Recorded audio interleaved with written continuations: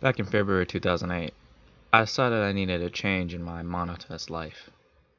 Whether that change would come in the form of a new job or a new toothbrush, I didn't know. I never was the most adventurous person. I always found it difficult to veer away from my comfort zone, and the limit of my existence usually depended on which book I was reading at the time.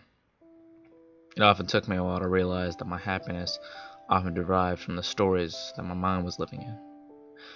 I was an avid bookworm, as miserable as that is. Once I realized my true outlet, I immediately knew what I wanted. I could purchase a small shop, quit my boring job, renovated the building, and transformed it into a bookstore. I'd never been happier.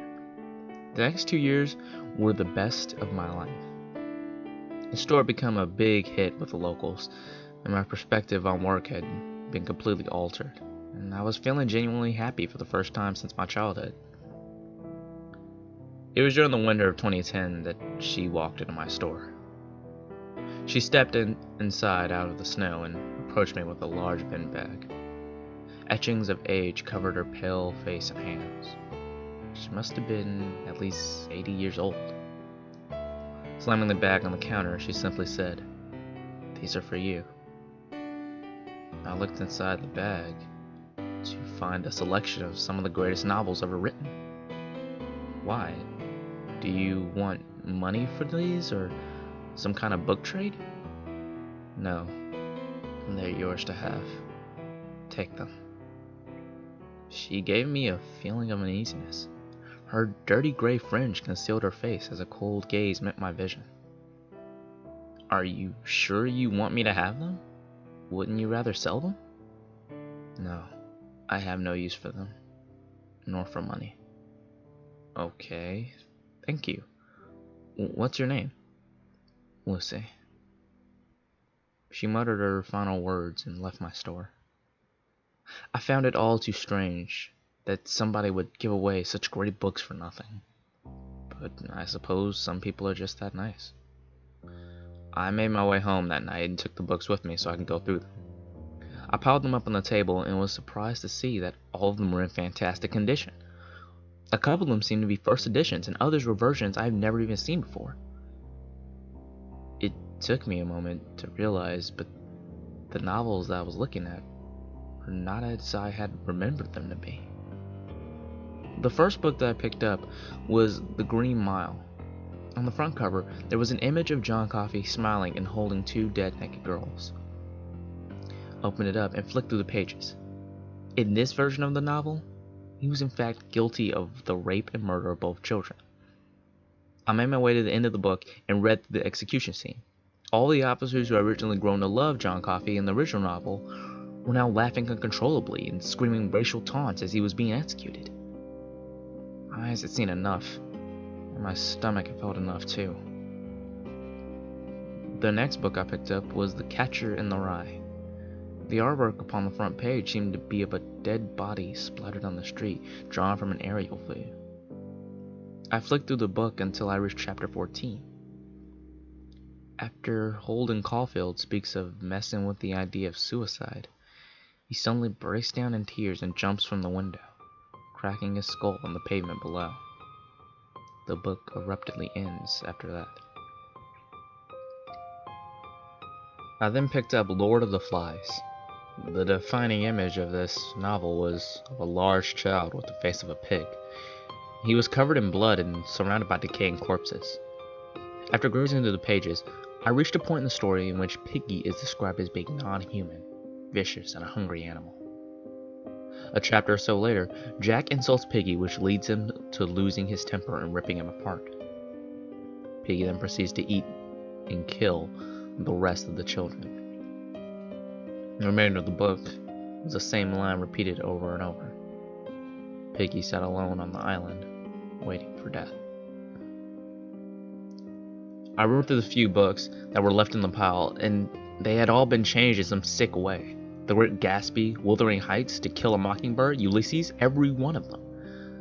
Just as I reached the bottom of the pile, I noticed that the final book was one that I never heard of before. It was called Last of the Sparks.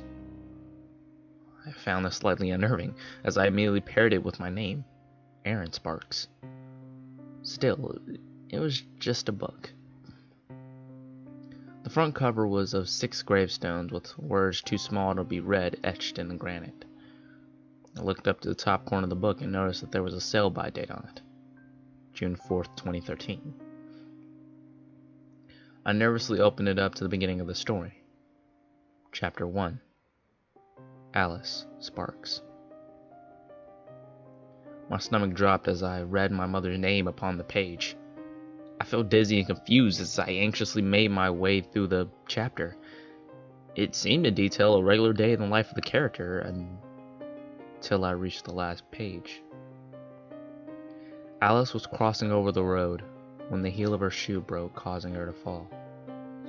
She didn't get to her feet fast enough, and a speeding driver struck her, puncturing both of her lungs. I felt sick to my stomach. I put the book down and got straight into bed, hoping for some sleep. I lay awake all night as countless questions ran through my mind. The only thought that managed to put me to sleep was, it's just a book. The next morning when I got into work, I was feeling worse for wear. It wasn't until around lunchtime that I began to perk up and regain a bit of energy. Then the phone rang. I answered the call to my father crying on the other end. I immediately knew what had happened. I closed the shop and ran to the hospital, but it was already too late. She was gone. Hit by a speeding driver, they said. I spent the next couple of weeks helping take care of my dad. Me, my brother, and sisters stayed with him in turns and looked after him. We all looked after each other. It wasn't until a few months later that I picked up last of the Sparks. It scared me so much the last time. I opened it up to page 37, and there it was. Chapter 2. Patrick Sparks. The story was more of the same. A day in the life.